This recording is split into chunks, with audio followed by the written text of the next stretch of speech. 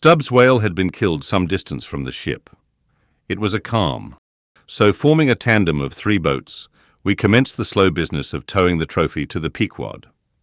And now, as we 18 men with our 36 arms and 180 thumbs and fingers slowly toiled hour after hour upon that inert, sluggish corpse in the sea, and it seemed hardly to budge at all except at long intervals, good evidence was hereby furnished of the enormousness of the mass we moved.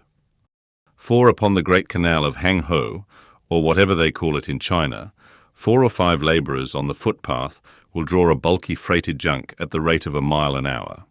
But this grand argosy we towed heavily forged along, as if laden with pig-lead in bulk.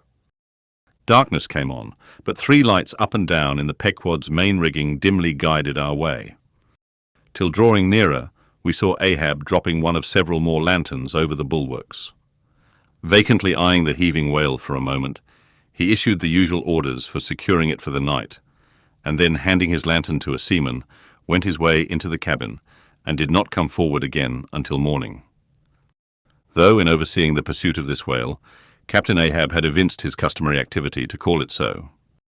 Yet now that the creature was dead, some vague dissatisfaction or impatience or despair seemed working in him, as if the sight of that dead body reminded him that Moby Dick was yet to be slain, and though 1,000 other whales were brought to his ship, all that would not one jot advance his grand monomaniac object. Very soon you would have thought from the sound on the Pequod's decks that all hands were preparing to cast anchor in the deep, for heavy chains are being dragged along the deck and thrust rattling out of the portholes. But by those clanking links, the vast corpse itself, not the ship, is to be moored. Tied by the head to the stern and by the tail to the bows, the whale now lies with its black hull close to the vessels and seen through the darkness of the night, which obscured the spars and rigging aloft. The two, ship and whale, seemed yoked together like colossal bullocks, whereof one reclines while the other remains standing. A little item may as well be related here. The strongest and most reliable hold which the ship has upon the whale when moored alongside is by the flukes or tail, and as from its greater density that part is relatively heavier than any other, excepting the side fins, its flexibility even in death causes it to sink low beneath the surface, so that with the hand you cannot get at it from the boat, in order to put the chain round it. But this difficulty is ingeniously overcome. A small, strong line is prepared with a wooden float at its outer end, and a weight in its middle, while the other end is secured to the ship. By adroit management, the wooden float is made to rise on the other side of the mass, so that now having girdled the whale, the chain is readily made to follow suit, and being slipped along the body, is at last locked fast round the smallest part of the tail, at the point of junction with its broad flukes or lobes. If moody Ahab was now all quiescence, at least so far as could be known on deck, Stubb, his second mate, flushed with conquest, betrayed an unusual but still good-natured excitement. Such an unwonted bustle was he, in that the staid Starbuck, his official superior, quietly resigned to him for the time the sole management of affairs. One small helping cause of all this liveliness in Stubb was soon made strangely manifest. Stubb was a high liver. He was somewhat intemperately fond of the whale as a flavourish thing to his palate. A steak, ere I sleep, you Daggoo, overboard you go, and cut me one from his small. Here be it known that though these wild fishermen do not, as a general thing, and according to the great military maxim, make the enemy defray the current expenses of the war, at least before realizing the proceeds of the voyage, yet now and then you find some of these Nantucketers who have a genuine relish for that particular part of the sperm whale designated by Stubb, comprising the tapering extremity of the body. About midnight that steak was cut and cooked, and lighted by 2 lanterns of sperm oil, Stubb stoutly stood up to his spermaceti supper at the capstan-head, as if that capstan were a sideboard. Nor was Stubb the only banqueter on whale's flesh that night. Mingling their mumblings with his own mastications, thousands on thousands of sharks, swarming round the dead leviathan, smackingly feasted on its fatness. The few sleepers below in their bunks were often startled by the sharp slapping of their tails against the hull within a few inches of the sleepers' hearts. Peering over the side, you could just see them, as before you heard them, wallowing in the sullen black waters and turning over on their backs as they scooped out huge globular pieces of the whale of the bigness of a human head. This particular feat of the shark seems all but miraculous. How, at such an apparently unassailable surface, they contrive to gouge out such symmetrical mouthfuls remains a part of the universal problem of all things. The mark they thus leave on the whale may best be likened to the hollow made by a carpenter in countersinking for a screw. Though amid all the smoking horror and diabolism of a sea fight, sharks will be seen longingly gazing up to the ship's decks, like hungry dogs round a table where red meat is being carved, ready to bolt down every killed man that is tossed to them. And though, while the valiant butchers over the deck table are thus cannibally carving each other's live meat with carving knives all gilded and tasseled, the sharks, also with their jewel-hilted mouths, are quarrelsomely carving away under the table at the dead meat. And though, were you to turn the whole affair upside down, it would still be pretty much the same thing, that is to say, a shocking, sharkish business enough for all parties.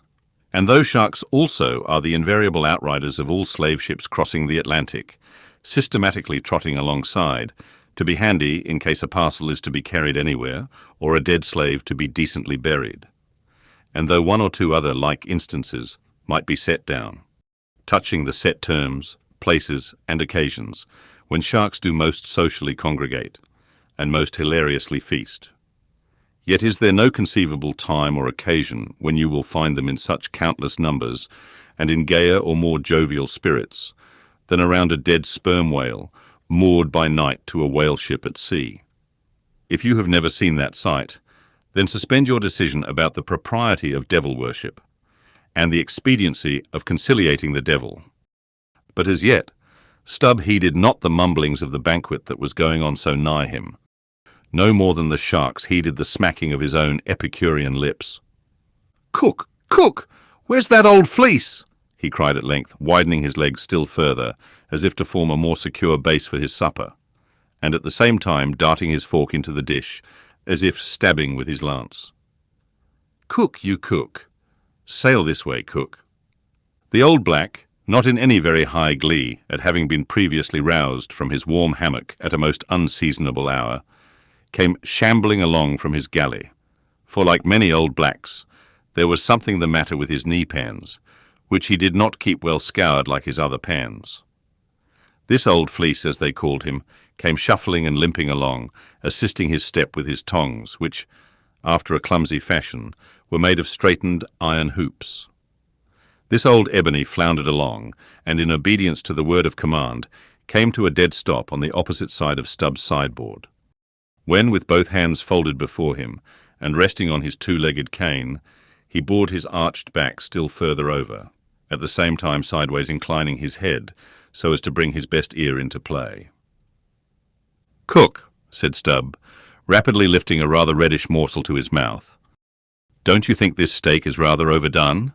You've been beating this steak too much, cook. It's too tender." "Don't I always say that to be good? A whale steak must be tough. There are those sharks now over the side. Don't you see they prefer it tough and rare? What a shindy they are kicking up. Cook, go and talk to 'em. Tell 'em they are welcome to help themselves civilly, and in moderation, but they must keep quiet. Blast me if I can hear my own voice. Away, cook, and deliver my message. Here, take this lantern," snatching one from his sideboard. "Now then, go and preach to 'em."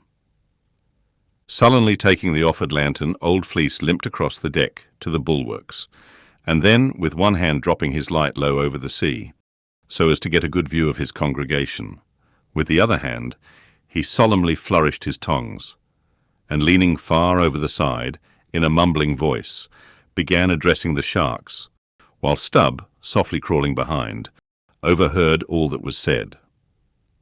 "Fellow critters, I's ordered here to say that you must stop dat damn noise dere. You hear? Stop dat damn smacking ob de lip. Massa Stubb say that you can fill your damn bellies up to de hatchings, but by gore, you must stop dat damn racket." "Cook," here interposed Stubb, accompanying the word with a sudden slap on the shoulder. "Cook, why? Damn your eyes, you mustn't swear that way when you're preaching. That's no way to convert sinners, cook." Who dat? Den preach to him yourself. Sullenly turning to go. No, cook, go on, go on. Well den, beloobed fellow critters. Right, exclaimed Stubb approvingly. Coax 'em to it, try that. And Fleece continued. Do you is all sharks, and by nature wery voracious, yet I say to you, fellow critters, dat voraciousness, top dat damn slapping ob de tail. How you tink to hear, s'pose you keep up such a damn slapping and biting dare? Cook, cried Stubb, collaring him. I won't have that swearing. Talk to 'em gentlemanly. Once more the sermon proceeded. Your voraciousness, fellow critters, I don't blame ye so much for. Dat is nature and can't be helped, but to gobbin, dat wicked nature, dat is de pint. You is sharks, sartin, but if you gobbin de shark in you, why didn't you be angel? For all angel is not in more dan de shark well gobbined. Now look here, brethren, just try once to be civil, a-helping yourselves from dat whale. Don't be tearing de blubber out your neighbour's mout, I say. Is not one shark doed right as toda to dat whale? And by gore, none on you has de right to dat whale. Dat whale belong to someone else. I know some of you has berry brig mout, brigger dan odors. But den de brig mouts sometimes has de small bellies, so dat de brigness of de mout is not to swallow wid, but to bit off de blubber for de small fry ob sharks, that can't get into de scrooge to help themselves. Well done, old Fleece, cried Stubb. That's Christianity. Go on. No use going on. De damn willains will keep a scoogin' and slapping each oder, Massa Stubb. They don't hear one word. No use a preachin' to such damn guttons as you call 'em, till their bellies is full and their bellies is bottomless. And when they do get 'em full, they won't hear you den, for den they sink into sea, go fast to sleep on de coral, and can't hear notting at all, no more, for eber and eber. Upon my soul, I am about of the same opinion. So give the benediction, Fleece, and I'll away to my supper. Upon this, Fleece, holding both hands over the fishy mob, raised his shrill voice and cried, Cussed fellow critters, kick up de damnedest row as ever you can, fill your damn bellies till they bust and den die. Now, cook, said Stubb, resuming his supper at the capstan, stand just where you stood before, there over against me, and pay particular attention. All dention, said Fleece, again stooping over upon his tongs in the desired position. Well, said Stubb, helping himself freely meanwhile, I shall now go back to the subject of this steak. In the first place, how old are you, cook? What that do wid de teak? Said the old black testily. Silence. How old are you, cook? 'Bout 90, they say, he gloomily muttered. And you have lived in this world hard upon 100 years, cook, and don't know yet how to cook a whale steak, rapidly bolting another mouthful at the last word, so that morsel seemed a continuation of the question. Where were you born, cook? Hind a hatchway, in ferry boat, going over de Roanoke. Born in a ferry boat. That's queer too, but I want to know what country you were born in, cook. Didn't I say de Roanoke country? He cried sharply. No, you didn't, cook, but I'll tell you what I'm coming to, cook. You must go home and be born over again. You don't know how to cook a whale steak yet. Bless my soul if I cook no to one, he growled angrily, turning round to depart. Come back, cook. Here, hand me those tongs. Now take that bit of steak there and tell me if you think that steak cooked as it should be. Take it, I say, holding the tongs towards him. Take it, and taste it. Faintly smacking his withered lips over it for a moment, the old negro muttered, Best cooked teak I eber taste, juicy, berry juicy. Cook, said Stubb, squaring himself once more, do you belong to the church? Passed one once in Cape Town, said the old man sullenly. And you have once in your life passed a holy church in Cape Town, where you doubtless overheard a holy parson addressing his hearers as his beloved fellow creatures, have you, cook? And yet you come here and tell me such a dreadful lie as you did just now, eh? Said Stubb.